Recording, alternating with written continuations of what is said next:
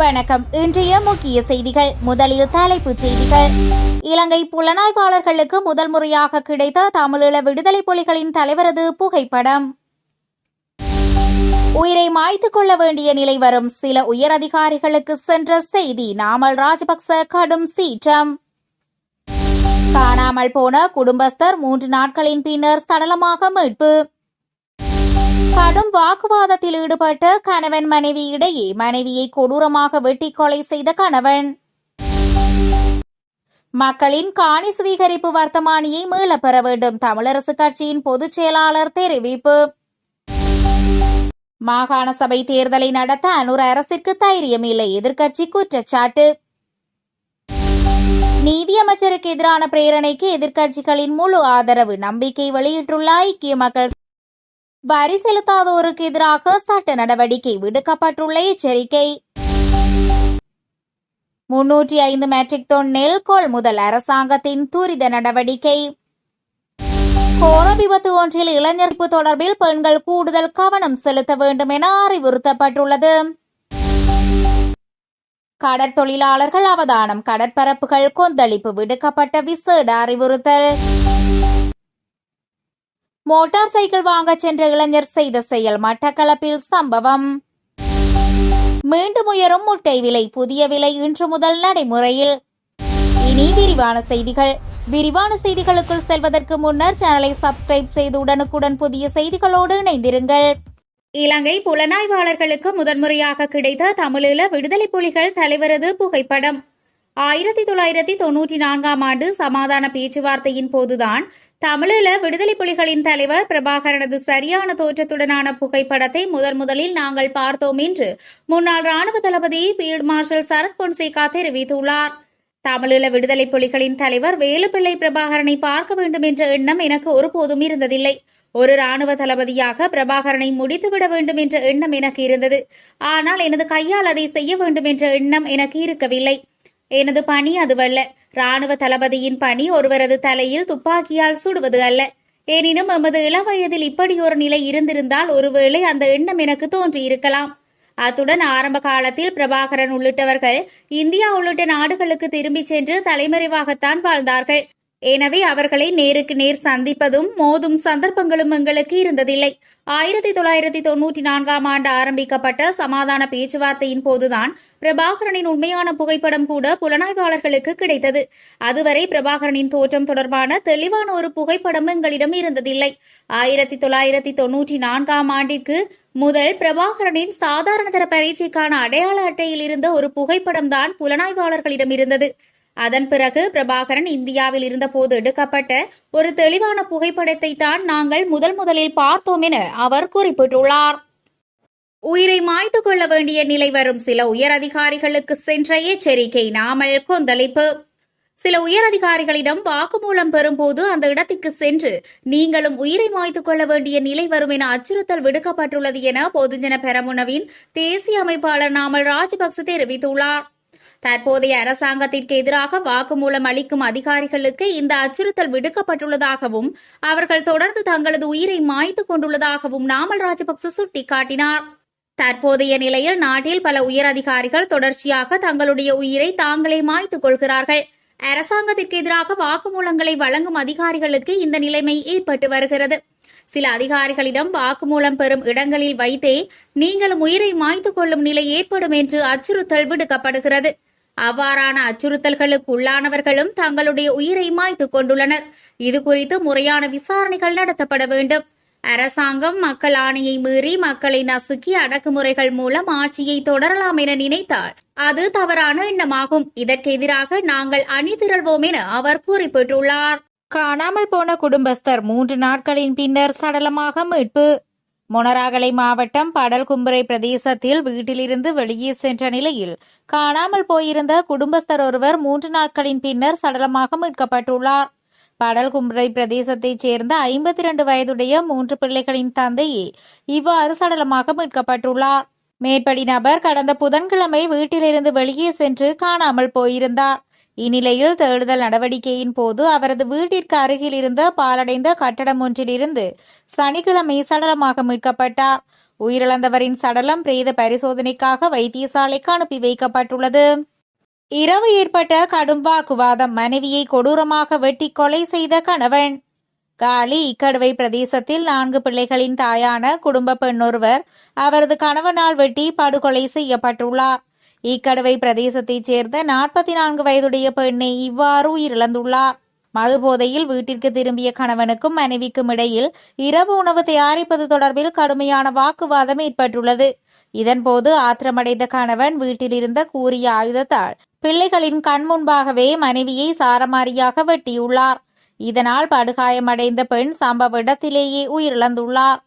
சம்பவம் தொடர்பில் தகவல் அறிந்த போலீசார் கொலை செய்த கணவனை கைது செய்ததோடு மேலதிக விசாரணைகளை மேற்கொண்டு வருகின்றனர். மக்களின் காணி சுவீகரிப்பு வர்த்தமானியை மீளப் பெற வேண்டும். தமிழரசு கட்சியின் பொதுச் செயலாளர் கோரிக்கை.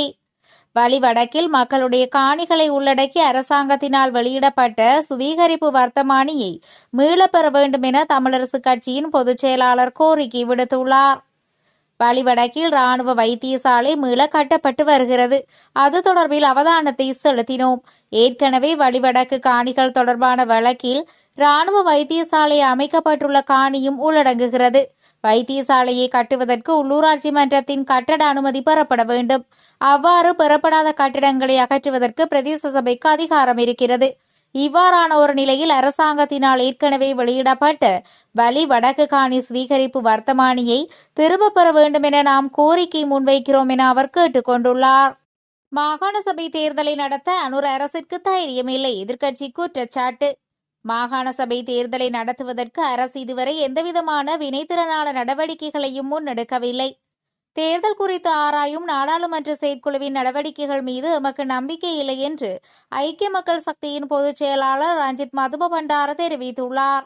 அவர்கள் காலத்தை இழுத்தடிக்கும் செயற்பாடுகளையே முன்னெடுத்து வருகின்றனர். மாகாண சபை தேர்தலை விரைவாக நடத்துவோம் என்று அரசு மேடை பேச்சுக்களில் மாத்திரமே கூறி வருகிறது. செயலில் ஒன்றும் நடக்கவில்லை. செயற்குழுவில் முன்வைக்கப்படும் யோசனைகளை நெருக்கடிக்குள்ளாக்கும் வகையிலேயே அரசின் செயற்பாடுகள் அமைந்துள்ளன. தேர்தலை விரைவாக நடத்தும் எவ்வித நோக்கமும் அரசுக்கு இல்லை. மக்கள் மத்தியில் தமக்கு ஆதரவு இருப்பதாக கூறும் அரசு தைரியம் இருந்தால் மாகாண சபை தேர்தலை விரைவாக நடத்த வேண்டும். தேர்தல் ஒன்று இடம்பெற்றால் மட்டுமே மக்கள் தமது உண்மையான அபிப்பிராயத்தை வெளிப்படுத்துவார்கள். அரசின் மீதான மக்களின் நம்பிக்கை தற்போது பெருமளவு சிதைவடைந்துள்ளதால் அரசு தேர்தலுக்கு செல்ல அஞ்சுகிறது என அவர் குறிப்பிட்டுள்ளார். நீதியமைச்சருக்கு எதிரான பிரேரணைக்கு எதிர்க்கட்சிகளின் முழு ஆதரவு. நம்பிக்கை வெளியிட்டுள்ள ஐக்கிய மக்கள் சக்தி. நீதியமைச்சர் ஹர்ஷன நாணயக்காரவுக்கு எதிரான நம்பிக்கையில்லா பிரேரணையை அடுத்த வாரம் சபாநாயகரிடம் கையளிக்க நடவடிக்கை எடுக்கப்பட்டுள்ளது என்று ஐக்கிய மக்கள் சக்தியின் களுத்துறை மாவட்ட நாடாளுமன்ற உறுப்பினர் அஜித் பி பெரேரா தெரிவித்துள்ளார். இந்த நம்பிக்கையில்லா பிரேரணைக்கு எதிர்க்கட்சிகளின் அனைத்து உறுப்பினர்களும் முழுமையான ஆதரவை வழங்குவார்கள் என்று அவர் நம்பிக்கை வெளியிட்டுள்ளார். நீதியமைச்சர் தனக்குரிய பொறுப்புகளை தட்டி கழித்துள்ளார்.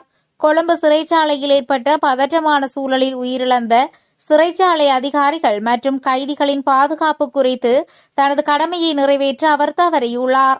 இதன் காரணமாகவே நீதியமைச்சருக்கு எதிராக நம்பிக்கையில்லா பிரேரணையை சமர்ப்பிக்க தீர்மானித்தோம். எதிர்க்கட்சித் தலைவர் சஜித் பிரேமதாச உள்ளிட்ட எதிர்க்கட்சி நாடாளுமன்ற உறுப்பினர்கள் கடந்த 10ஆம் தேதி நாடாளுமன்றத்தில் இந்த பிரேரணையில் கையெழுத்திட்டனர். நீதியமைச்சர் மீதான குற்றச்சாட்டுகளை நாட்டு மக்கள் ஏற்றுக்கொண்டுள்ளதால் இந்த பிரேரணையை சபாநாயகர் ஏற்றுக்கொள்ள வேண்டும். நாடாளுமன்றத்தில் அங்கம் வகிக்கும் அனைத்து எதிர்க்கட்சி உறுப்பினர்களும் இதற்கு ஆதரவாக வாக்களிப்பார்கள் என்று அவர் தெரிவித்துள்ளார். கால்கள் மடக்கப்பட்டு அமர் செலுத்தாதோருக்கு எதிராக சட்ட நடவடிக்கை. விடுக்கப்பட்டுள்ள எச்சரிக்கை. வரி செலுத்தாமல் இருப்போருக்கு எதிராக கடுமையான சட்ட நடவடிக்கைகள் மேற்கொள்ளப் போவதாக உள்நாட்டு இறைவரி திணைக்களம் தெரிவித்துள்ளது.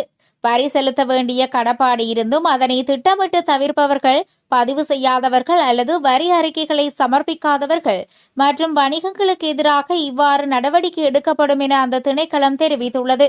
2026 ஜூன் 3ஆம் தேதியன்று நடைமுறைக்கு வந்த உள்நாட்டு இறைவரி திருத்தச் சட்டத்தின் கீழ் உரிய கால அவகாசத்திற்குள் இணங்காதவர்களுக்கு எதிராக வழக்கு தொடர திணைக்களத்திற்கு அதிகாரம் வழங்கப்பட்டுள்ளதாக சுட்டிக்காட்டப்பட்டுள்ளது. கோர விபத்து ஒன்றில் இளைஞர்கள் 2 பலி. ஹொரான மொரகஹென வீதியில் அதிவேகமாக சென்ற மோட்டார் சைக்கிள் ஒன்று டிப்பருடன் மோதியதில் 2 இளைஞர்கள் உயிரிழந்துள்ளனர். குறித்த விபத்து நேற்று அதிகாலை 2:30 மணியளவில் இடம்பெற்றுள்ளது. 25 மற்றும் 17 வயதுடைய இரு இளைஞர்களே இந்த விபத்தில் உயிரிழந்துள்ளனர். விபத்து குறித்த விசாரணையில் தெரிய வருவதாவது, ஹொரான பகுதியில் இடம்பெற்ற ஒரு இசை நிகழ்ச்சியில் கலந்து கொண்டு இருவரும் வீடு திரும்பிக் கொண்டிருந்த போது இந்த விபத்து நிகழ்ந்துள்ளது. அதிவேகமாக பயணித்துக் கொண்டிருந்த அந்த இரண்டு இளைஞர்களும் வளைவில் திரும்பிய போது வேகத்தை கட்டுப்படுத்த முடியாமல் சைக்கிள் வலதுபுறம் பாதைக்குள் விலகி எதிர் திசையில் இருந்து மணலேற்றிச் சென்ற டிப்பரோடு மோதி விபத்துக்குள்ளாகியுள்ளது. 305 மெட்ரிக் டன் நெல் கொள்முதல் அரசாங்கத்தின் துரித நடவடிக்கை. 2026ஆம் ஆண்டிற்கான சிறுபோக நெல் கொள்முதல் திட்டம் தொடங்கப்பட்டதிலிருந்து இதுவரை 305 மெட்ரிக் டன் நெல் கொள்முதல் செய்யப்பட்டுள்ளதாக நெல் சந்தைப்படுத்தல் சபை தெரிவித்துள்ளது. கடந்த ஜூலை 13 முதல் 17 வரையான 4 நாட்களுக்குள் இந்த மொத்த அளவும் கொள்முதல் செய்யப்பட்டுள்ளதாக சபையின் தலைவர் மஞ்சுள பின்னத்திலந்த தெரிவித்துள்ளார். இதில் அதிகளவான நெல் அம்பாறை மாவட்டத்திலிருந்து கொள்முதல் செய்யப்பட்டது. முல்லைத்தீவு, கிளிநொச்சி, வவுனியா மற்றும் ஹம்பாந்தோட்டை ஆகிய மாவட்டங்களில் இருந்தும் கணிசமான அளவு நெல் கொள்முதல் செய்யப்பட்டது.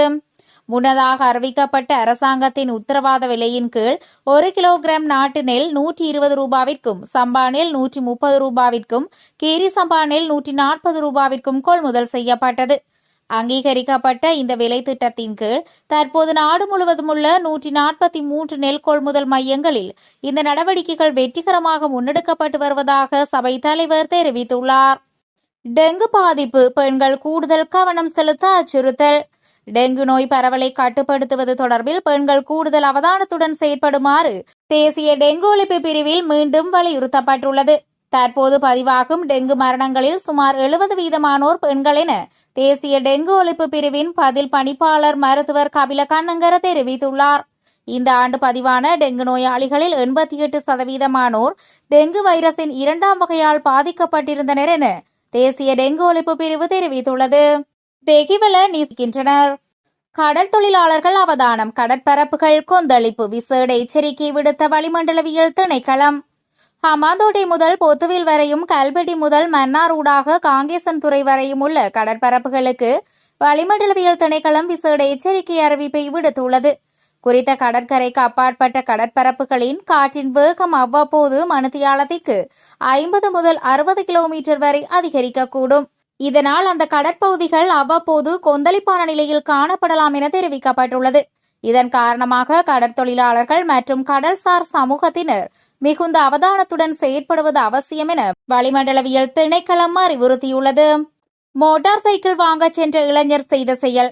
மட்டக்களப்பில் விற்பனைக்குள்ள மோட்டார் சைக்கிள் ஒன்றை ஓட்டி பார்ப்பதாக கூறி திருடிச் சென்ற இளைஞர் ஒருவர் கைது செய்யப்பட்டுள்ளார். இந்த கைது நடவடிக்கை நேற்று முன்னெடுக்கப்பட்டது. இதன்போது சந்தேக நபரிடமிருந்து 3 மோட்டார் சைக்கிள்கள் மீட்கப்பட்டுள்ளதாகவும் தெரிவிக்கப்படுகிறது. காத்தான்குடி பகுதியில் மோட்டார் சைக்கிள் வாங்கி விற்பனை செய்யும் கடையொன்றிற்கு கடந்த 2 வாரங்களுக்கு முன்னர் சென்ற இளைஞர் நிறுத்தி வைக்கப்பட்டிருந்த மோட்டார் சைக்கிளை வாங்குவதாக உரிமையாளரிடம் கூறியுள்ளார். அதன் பின்னர் மோட்டார் சைக்கிளை ஓட்டி பார்க்க வேண்டும் என உரிமையாளரிடம் அனுமதி வாங்கிய பின்னர் அங்கிருந்து எடுத்துச் சென்று மட்டக்களப்பு திருகோணமலை வீதியில் உள்ள வீதி சமிஞ்சை விளக்கு அருகில் நிறுத்திவிட்டு இன்னொரு நபருக்கு மோட்டார் சைக்கிளை கைமாற்ற முயன்றுள்ளார். இதையடுத்து மட்டக்களப்பு போலீசாரால் சந்தேக நபர் கைது செய்யப்பட்டதோடு கடந்த காலங்களில் இவர் செய்த 8 குற்றச் செயல்களும் கண்டறியப்பட்டுள்ளன. மீண்டும் உயரும் முட்டை விலை, புதிய விலை இன்று முதல் நடைமுறையில். முட்டைகளின் விலை இன்று முதல் உயர்த்தப்பட உள்ளதாக அகில இலங்கை முட்டை உற்பத்தியாளர்கள் சங்கம் தெரிவித்துள்ளது. அதன்படி ஒரு வெள்ளை முட்டையின் விலை 41 ரூபாவாகவும் ஒரு சிவப்பு முட்டையின் விலை 42 ரூபாவாகவும் உயர்த்தப்பட்டுள்ளது. குளியாப்பட்டியில் நேற்று இடம்பெற்ற ஊடக சந்திப்பில் முட்டை உற்பத்தியாளர்கள் சங்கத்தின் தலைவர் சரத் ரத்நாயக்க இந்த விலை உயர்வை அறிவித்துள்ளார். முட்டை விலை உயர்வுக்கு அரசும் சம்பந்தப்பட்ட அதிகாரிகளும் நேரடியாக பொறுப்பேற்க வேண்டும் என அவர் குற்றம் சாட்டியுள்ளார். கோழி தீவனத்திற்கு தேவையான சோளத்தின் இறக்குமதி முற்றிலும் நிறுத்தப்பட்டுள்ளதோடு உள்நாட்டில் உற்பத்தியாகும் சோளம் தொழில்துறையின் தேவையை பூர்த்தி செய்ய போதுமானதாக இல்லை என்றும் அவர் தெரிவித்திருந்தார். இத்துடன் செய்திகள் நிறைவடைகிறது. தொடர்ந்தும் செய்திகளுக்காக சேனலை சப்ஸ்கிரைப் செய்து இணைந்திருங்கள்.